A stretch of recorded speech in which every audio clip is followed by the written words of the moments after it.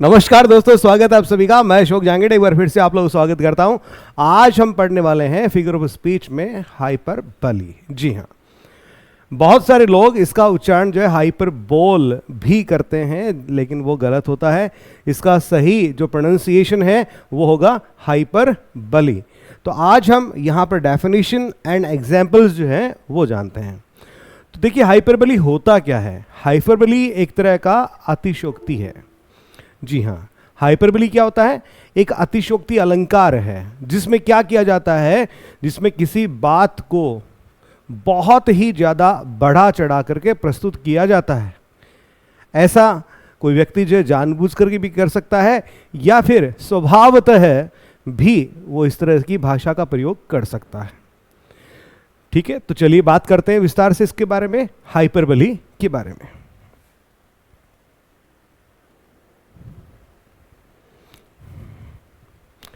तो आज हम पढ़ रहे हैं हाइपरबली।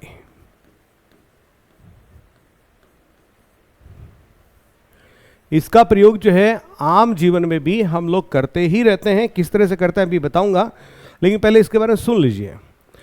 फिगर ऑफ स्पीच के तौर पे इसमें चीज़ों को उनकी वास्तविकता से बहुत ज़्यादा, कहीं अधिक महान रूप से अर्थात बड़े रूप से प्रस्तुत करना इसमें शामिल होता है।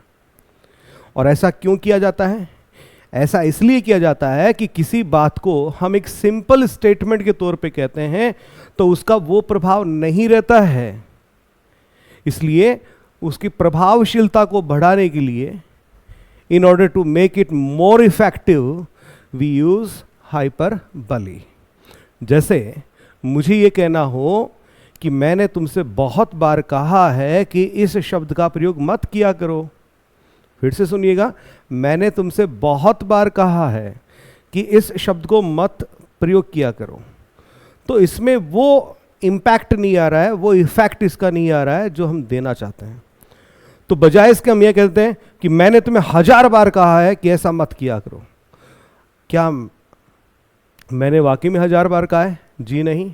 इसी तरह से इसी स्टेटमेंट को मैं इंग्लिश में कैसे बोलूंगा, देखिएगा।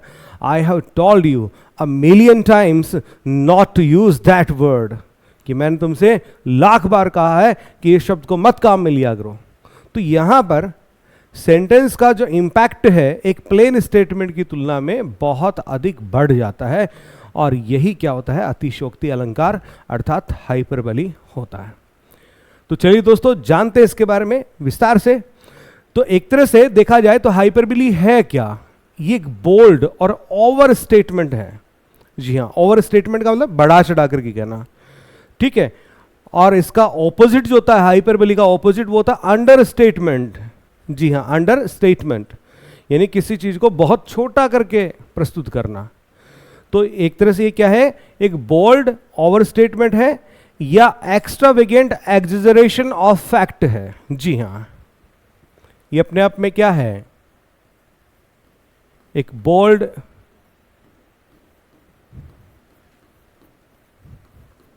ओवर स्टेटमेंट है,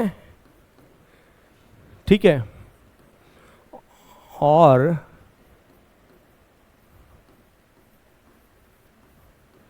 extravagant exaggeration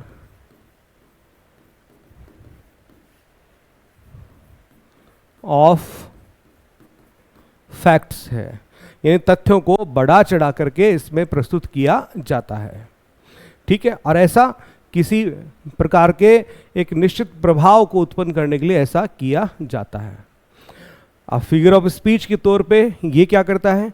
it represents things as much greater than the really are with the intention of producing a more striking effect than a plain statement। अभी मैंने कहा था आपसे, एक प्लेन स्टेटमेंट की तुलना में अतिशयोक्ति अलंकार जो है वो आपके वाक्य का जो प्रभाव है उसको काफी हद तक बढ़ा देता है। ठीक है, तो ये क्या करता है देखिएगा।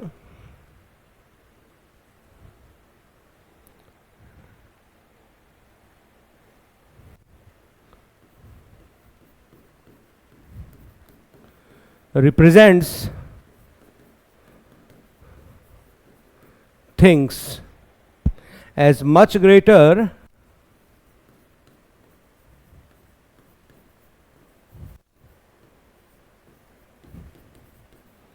than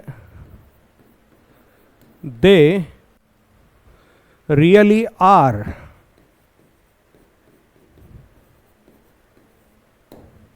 ठीक है, और फॉर एग्जाम्पल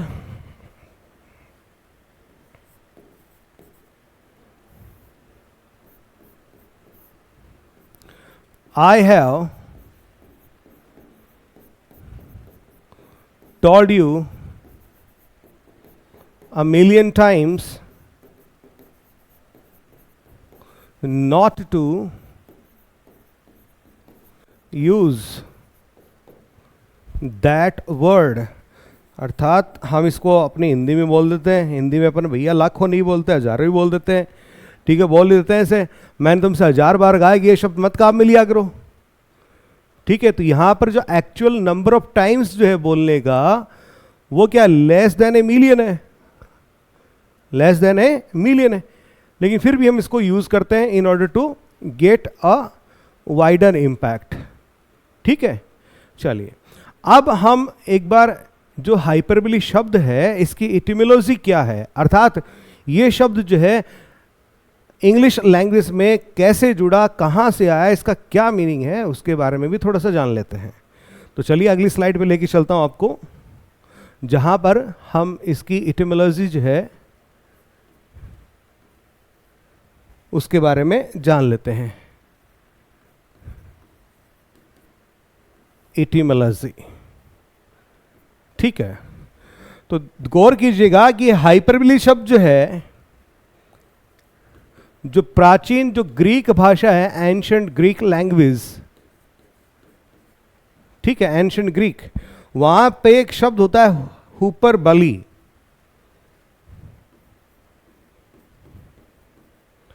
हुपरबली, वहां से इसका उद्भव माना जाता है। अब ये एंशिएंट ग्रीक में ये जो शब्द अपन ने लिया है हुपरबली, ये भी 2 शब्दों से मिलकर के बना है। कौन कौन से हैं उनको देखिए एक बार।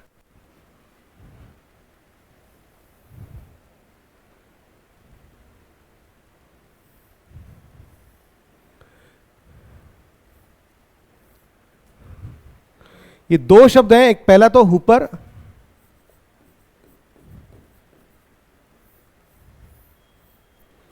और दूसरा हो गया आपका बली। लेकिन बली एग्जैक्टली यही नहीं है, एक अलग शब्द जो है वो इसमें से आया है, ठीक है।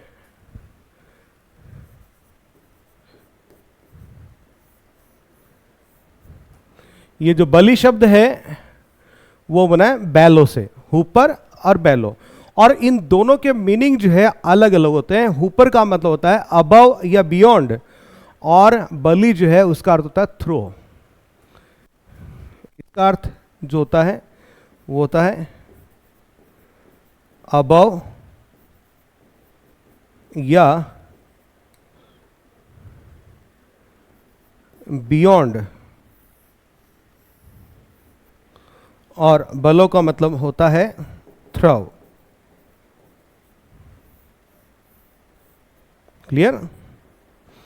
अब देखिए, यदि हम यहां से बियॉन्ड शब्द उठाएं तो बियॉन्ड का देखिए मतलब क्या होता है। बियॉन्ड का मतलब होता है दूर, और थ्रो का मतलब होता है फेंकना।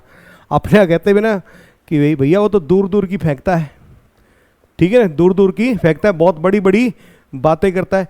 तो ये ठीक कुछ कुछ वैसा सही नजर आता है। हालांकि खैर ये एंशिएंट ग्रीक भाषा से लिया गया है इस हाइपरबोली शब्द, ठीक है, जिसका मतलब होता है किसी तथ्य को बहुत अधिक बड़ा चढ़ा करके प्रस्तुत करना, इतना बड़ा चढ़ा करके प्रस्तुत करना जितना जितना वो रियल में है उससे काफ़ी अधिक, ठीक है। तो शब्द की आपने इटिमोलॉजी देख ली, हुपर बली शब्द से बना है। इसमें हुपर और बैलो ये 2 शब्दों के मेल से ये शब्द तैयार हुआ है। हुपर का मतलब अबव या बियॉन्ड होता है, और बैलो का अर्थ होता है थ्रो। क्लियर? और पहली बार, प्रथम बार ये शब्द जो है 15th सेंचुरी में चलन में जो है आया है, काम में लिया गया है 15th सेंचुरी में। तो ये तो इस शब्द की इटिमोलॉजी रही। अब मैं मुख्य मुख्य बिंदुओं की बात कर लेता हूँ, मेन पॉइंट्स की यहाँ पर बात कर लेता हूँ कि हाइपरबली जो फिगर ऑफ स्पीच है उससे जुड़े हुए कुछ मुख्य बिंदु जो हैं उनको आपको ध्यान में रखना चाहिए एग्जाम के पॉइंट ऑफ व्यू से। क्लियर? तो पहला बिंदु देखिएगा, ठीक है, हाइपरबोली क्या है? एक ओवर स्टेटमेंट है या एग्जरेशन ऑफ फैक्ट है। ठीक है, ये अपने आप में क्या है? बोल्ड ओवर स्टेटमेंट है। ठीक है, अभी थोड़ी देर पहले मैंने आपको बताया था। और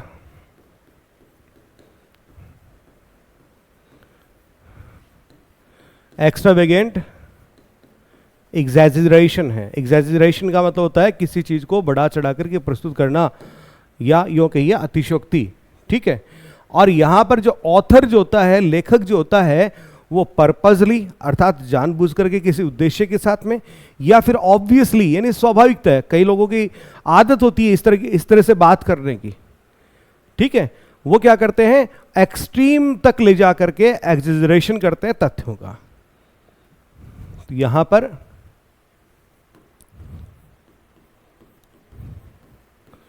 ऑथर कह लीजिए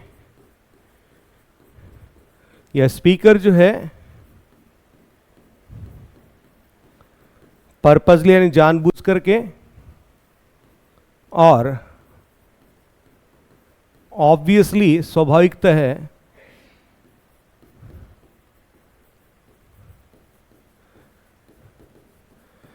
एक्सैजरेट्स टू द एक्सट्रीम, यानी एक्सट्रीम लेवल तक जाकर के ये तथ्यों को क्या करते हैं? एक्सैजरेट करते हैं। क्लियर? अब ऐसा क्यों किया जाता है? उद्देश्य क्या है? पर्पस क्या है?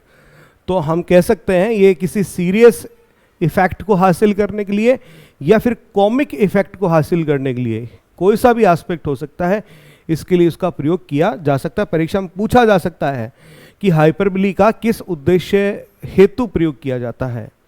ठीक है, यूज्ड आइदर फॉर सीरियस और कॉमिक इफेक्ट, यानी सीरियस इफेक्ट के लिए भी हो सकता है और कॉमिक इफेक्ट के लिए भी इसका प्रयोग किया जा सकता है। ठीक है, और सबसे इंपॉर्टेंट चीज आपको जो ध्यान में रखनी है, यहां पर जो शब्दशः जो कहा जाता है, यानी जो शब्द है उनको हम एज इट इज ग्रहण नहीं करते हैं। हमें पता चल जाता है कि यहां पर लेखक के द्वारा या स्पीकर के द्वारा एक्सैजरेशन का प्रयोग हुआ, हाइपरबोली का प्रयोग हुआ है, तो हमें शब्दों को अक्षरशः नहीं लेना है, लिटरली हम उनको नहीं लेते हैं। ठीक है, हम समझ जाते हैं कि यहां पर एक्सैजरेशन का प्रयोग हुआ है, इसलिए जो इसका भावार्थ है हम उसी को ग्रहण करते हैं। जैसे अभी मैंने कहा था आपसे कि मैंने तुमसे 1000 बार कहा है ये शब्द मत काम में लिया करो, तो ये 1000 बार एक्चुअल में थोड़ी कहा है।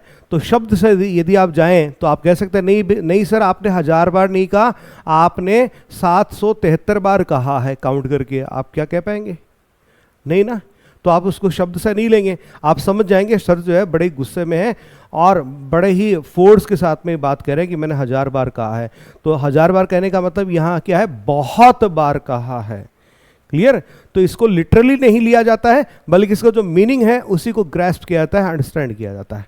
ठीक है, तो अगला इसका मुख्य बिंदु ये रहेगा, it is not meant to be taken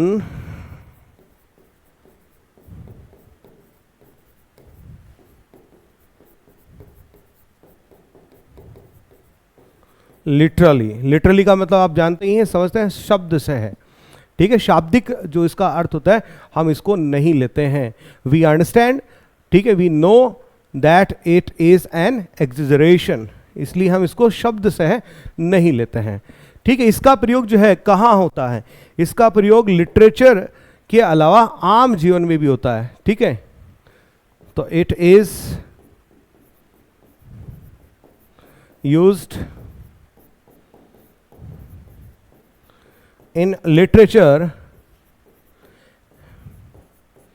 as well as in our day to day life। अर्थात लिटरेचर के अलावा हमारा जो दैनिक जीवन है हम वहां पर भी क्या करते हैं, इसको काम में लेते हैं जी। ठीक है, अब रही बात लिटरेचर की, तो ध्यान दीजिएगा लिटरेचर जो है, यहाँ लिटरेचर जो है, लिटरेचर में पोइट्री में भी इसका प्रयोग हो सकता है, प्रोज में भी इसका प्रयोग हो सकता है। ठीक है, ध्यान दीजिएगा, पोइट्री या प्रोज किसी में भी आप इसका प्रयोग कर सकते हैं। ऐसा नहीं कि सिर्फ ये पोइट्री से ही जुड़ा हुआ है। क्लियर? तो ये मोटी मोटी बातें जो है मैंने आपको हाइपरबोली के बारे में बताई है। अब मैं आपको एग्जाम्पल्स की तरफ लेके चलता हूँ। अब चूंकि एग्जाम्पल्स जो है थोड़े से बड़े रहते हैं, कुछ कोटेशंस के तौर पे रहते हैं, कुछ लंबी लंबी पंक्तियों के तौर पे रहते हैं, इसलिए मैंने उचित ये समझा कि मैं उनको हाथ से लिखने की बजाय आपको स्क्रीन पर प्रिंटेड फॉर्म में इसको लेके आऊँ। इसलिए चलिए हम ले आते हैं यहाँ पे। ये रहा examples of hyperbole from literature. Literature से हमने कुछ एग्जाम्पल्स यहाँ पर लिए हैं। सबसे पहले हम यहाँ पर रोमियो और जूलियट जो कि विलियम शेक्सपियर ने लिखा है, ठीक है, उसको हम यहाँ पर काम में लेते हैं। देखिएगा दोस्तों, लिटरेचर का सबसे बड़ा जाइंट फिगर जो है वो विलियम शेक्सपियर है। ठीक है, लिटरेचर की सारी विद्याएं जो हैं उनके ऊपर इन्होंने काम किया है। तो हाइपरबोली के बारे में जब आप बात कर रहे हैं तब भी हम शेक्सपियर को भूल नहीं सकते। शेक्सपियर का रोमियो एंड जूलियट, इसका एक्ट सेकंड जो है, जहाँ पर रोमियो जो है क्या कहता है, ठीक है, जूलियट के लिए, वो जरा देखिए इसमें। ठीक है, देखिए, the brightness of her cheek, cheek का मतलब क्या होता है, गाल। The brightness of her cheek would shame those stars, यानी जूलियट जो है उसकी खूबसूरती जो है उसकी तुलना कर रहा है वो, कि जूलियट इतनी सुंदर है, उसके गाल जो है इतने चमकीले हैं कि उसकी चमक के आगे तो सितारे जो है वो भी शर्मा जाएं। तो ये भी किसका एग्जाम्पल है भैया, हाइपरबोली का। ठीक है, फिर आगे बढ़िए, यहीं पे शेक्सपियर रुकता नहीं है और कहता है as daylight doth a lamp, कि जिस तरह से डे लाइट यानी सूर्य की रोशनी, डथ अ लैम्प, लैम्प यानी लालटेन, जिस तरह से सूर्य की रोशनी जो है लालटेन को शर्मा देती है। ठीक है, लालटेन जो है शर्मा जाती है किसके सामने, सूरज की रोशनी के सामने कुछ नहीं लगती, वैसे ही जूलियट के जो गाल हैं उसके आगे सितारों की चमक कुछ भी नहीं लगती है। फिर आगे देखिए, हर आई इन हेवन, आई का मतलब आंखें, तो इसकी आंख जो है, जूलियट की आंख जो है, इन हेवन यानी स्वर्ग तक यदि वो देखे, ऊपर नजरें उठा करके यदि देखे इस कायनात को, would through the airy region stream so bright. ठीक है, और धरती का जो पर्यावरण है, हवा जो है, इस हवा के साम्राज्य को चीर करके जब उसकी निगाहें जो हैं ऊपर की तरफ उठती हैं, that birds would sing and think it were not night. तो कहता है कि रात्रि काल में जब जूलियट जो है अपनी नजरें यदि ऊपर आसमान की तरफ कर दें तो उसकी आंखें इतनी ज़्यादा चमकीली हैं कि उसकी आंखों की चमक जब ऊपर तक पहुंचती है आसमान तक, तो पक्षी जो कि रात्रि काल में सो रहे होते हैं वो सब गाना शुरू कर देते हैं, चहचहाने लग जाते हैं, ये सोच करके कि अब रात्रि नहीं रही, सवेरा हो गया भाई, उठो, है ना। तो जूलियट की आंखों की रोशनी इतनी ज़्यादा बताई गई है कि वो पृथ्वी में भी क्या करते, सूर्य की तरह से रोशनी कर दे। क्लियर? तो यहाँ पर किसका प्रयोग किया गया है, हाइपरबोली का यहाँ पर प्रयोग किया गया है। अब इसी के बाद में शेक्सपियर की बात करें तो मैकबेथ की भी हम बात कर लेते हैं। मैकबेथ में जब किंग डंकन है उसका मर्डर कर दिया जाता है, ठीक है, मैकबेथ के द्वारा, तो मैकबेथ और लेडी मैकबेथ दोनों ही जो है बहुत परेशान रहते हैं और उनके अंदर एक गिल्ट कॉन्शियस भी आ जाता है। उसी परेशानी के आलम में देखिए मैकबेथ क्या कहता है, यहां से देखिएगा, will all great Neptune's ocean wash this blood. Neptune समुद्र का देवता, कि समुद्र के देवता नेपच्यून जो हैं उनके पास में जितने सागर हैं, महासागर है, क्या उनका पानी मेरे इन हाथों में लगे हुए खून को धो पाएगा, क्लीन फ्रॉम माई हैंड? फिर खुद ही जवाब देता, no, this my hand will rather the multitudinousness seas incarnadine making the green burn red. कहता है कि समुद्रों की इतनी ताकत नहीं है कि वो मेरे खून सने हुए हाथों को धो सके, बल्कि जब मैं उनको धोने लगूंगा ना उन समुद्रों के पानी से, तो फिर क्या होगा, वो जो समुद्र का हरा रंग है वो भी लाल हो जाएगा। अब देखिए कितनी बड़ी अतिशयोक्ति भरी बातें करी जा रही है।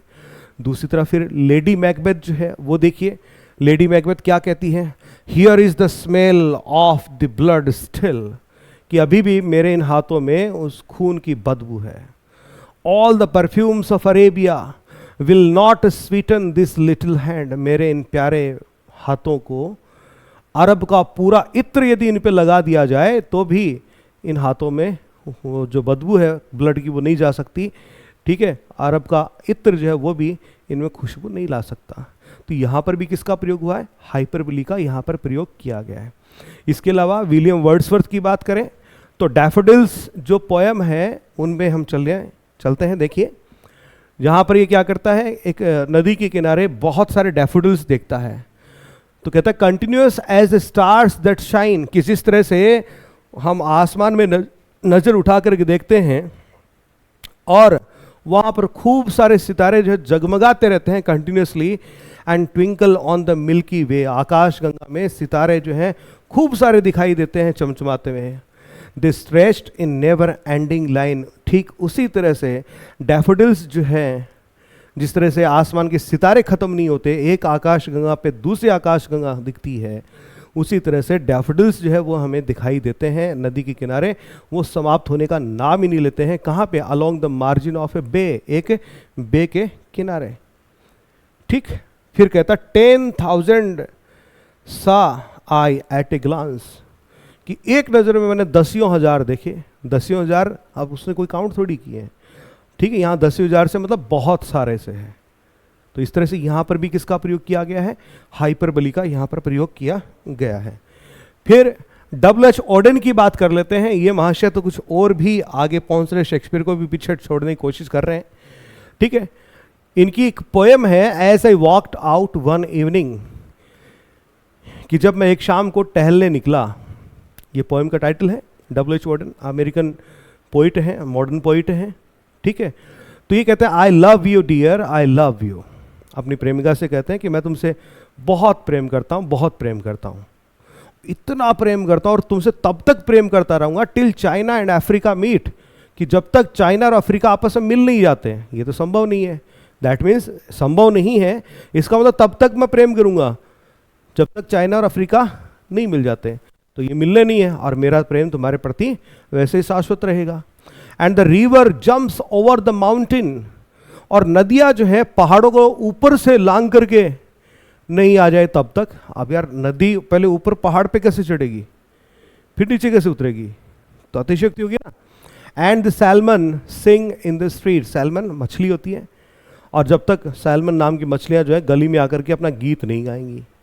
दैट मीन्स यहाँ पर ऑडेन जो है वो हाइपरबोली को यूज कर रहा है ये बताने के लिए कि देखिए मेरा प्रेम कितना गहरा है, सो ग्रेट, इतना ज़्यादा गहरा है कि नदियाँ जो हैं वो भी पहाड़ों को लांघ सकती हैं।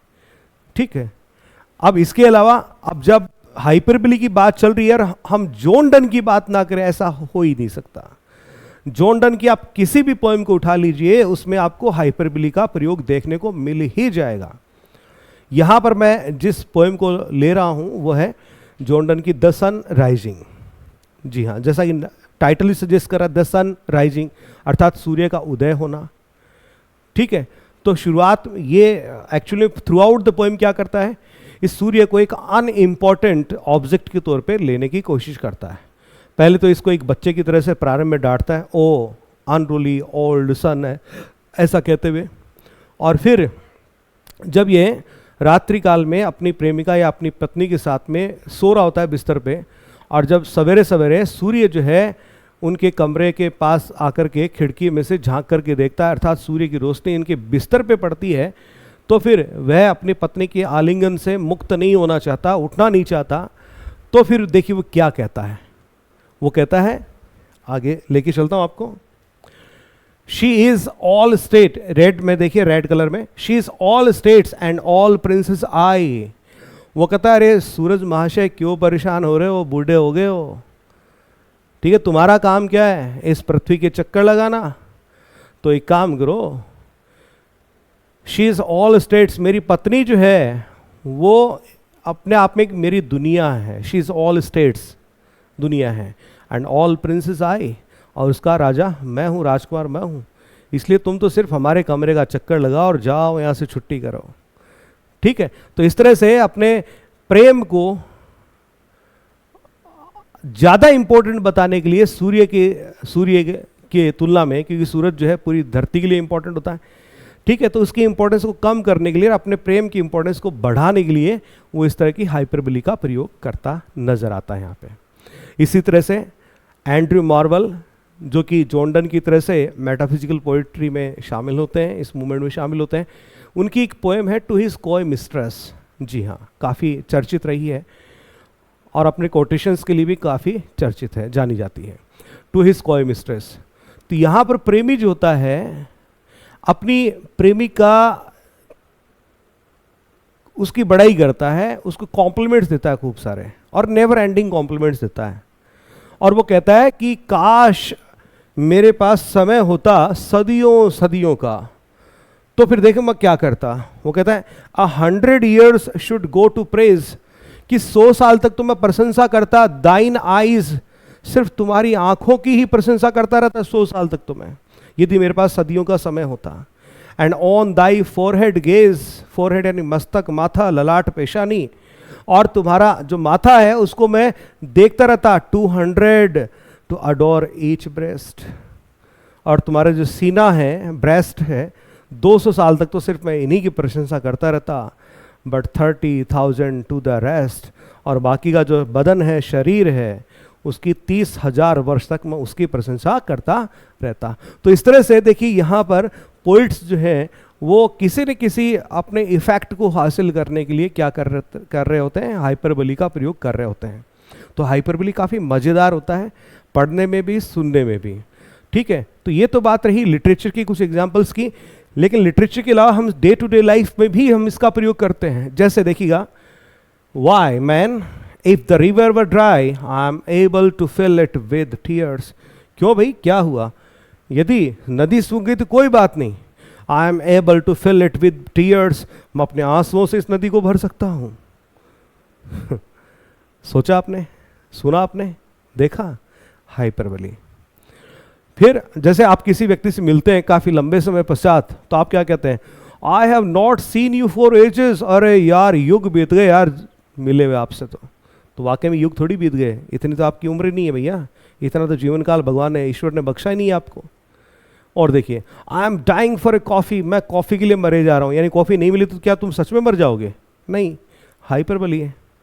I am so hungry I could eat a horse, मैं इतना भूखा हूँ कि मैं एक पूरा घोड़ा खा जाऊँगा। वैसे तो भैया मैं तो शाकाहारी हूँ, ठीक है, मांसाहार तो मैं तो नहीं करता, लेकिन वो ये जो व्यक्ति कह रहा है कि मैं इतना ज़्यादा भूखा हूँ कि मैं पूरा घोड़ा ही खा जाऊँगा, अतिशयोक्ति भैया। ठीक है, 1 प्लेट 2 प्लेट के से ज़्यादा आप खा नहीं सकते और आप बात करें पूरे घोड़े की। I have a million things to do, मेरे पास हजारों काम है करने को। क्या वाकई में हजारों हैं? नहीं, 4 5 10 15 इतने काम होते हैं, लेकिन कहने का एक तरीका है। ठीक है, तो इसी तरह से हमारे यहाँ पे हमने और भी खूब सारे आपको एग्जाम्पल्स यहाँ पे दिए हैं। एक एग्जाम्पल मैं यहाँ पे लेना चाहूँगा, देखिए 14th नंबर, 14 नंबर पे देखिए, you could have knocked me over with your winy eyes. एक लड़का एक लड़की से कहता है कि तुम तो मुझे यूं ही निढाल कर सकती थी, ठीक है, मुझे यूं ही धराशायी कर सकती थी, ठीक है, मुझे पिटवाने की कहाँ आवश्यकता थी, तुम तो सिर्फ अपने शराबी आंखों से मुझे देख लेती तो काम हो जाता। क्लियर? तो बिल्कुल ऐसे हाइपरबोली का प्रयोग किया गया है। नंबर 11 पे देखिए, किसी व्यक्ति ने दूसरे व्यक्ति को जोक सुनाया। अब जिसने जोक सुना है उसका प्रत्युत्तर देखिए, वो ज़्यादा इंटरेस्टेड नहीं है। इसलिए देखिए क्या कहता है, that joke is so old, तुम्हारा मजाक जो है, जोक जो है काफ़ी पुराना है। The last time I heard it I was riding on a dinosaur, पिछली बार जब मैंने सुना था तो मैं एक डायनासोर की सवारी कर रहा था। अब आपको भी पता है डायनासोर तो यार लाखों साल पहले ही इस धरती से गायब हो चुके, ठीक है। तो इसका मतलब लाखों साल पहले इसने जोक सुना है, ये कहना चाह रहा है? नहीं, ये कहना चाह रहा है कि ये जोक काफ़ी पुराना है और मैंने बहुत पहले इस जोक को सुन रखा है ऑलरेडी, इसलिए तुम्हारा जोक जो है मेरे ऊपर असर करने वाला नहीं है। तो दोस्तों आज के इस वीडियो में हमने देखा है कि हाइपरबोली क्या होता है, इसका इम्पैक्ट किस तरह से कोई लेखक या स्पीकर जो है वो लेने की कोशिश करता है, ठीक है। तो ओवरऑल हमने ये जाना कि हाइपरबोली क्या है, कि ओवर स्टेटमेंट है, तथ्यों को बढ़ा चढ़ा करके प्रस्तुत करना हाइपरबोली है, अतिशयोक्ति है, ठीक है। इसका जो एम जो है वो कॉमिक भी हो सकता है और सीरियस भी इसका उद्देश्य हो सकता है। क्लियर? इसका प्रयोग जो लिटरेचर के साथ साथ में डे टू डे लाइफ में भी किया जा सकता है। लिटरेचर की तमाम तरह की ब्रांचेस अर्थात पोएट्री, प्रोज, कहीं पर भी इसका प्रयोग किया जा सकता है। तो दोस्तों उम्मीद करता हूं आज का वीडियो जो है आपको काफी पसंद आया होगा। अगले वीडियो में आप लोगों से फिर से जल्द ही मुलाकात करूंगा, तब तक के लिए आप मुझे इजाजत दीजिए। बहुत बहुत धन्यवाद।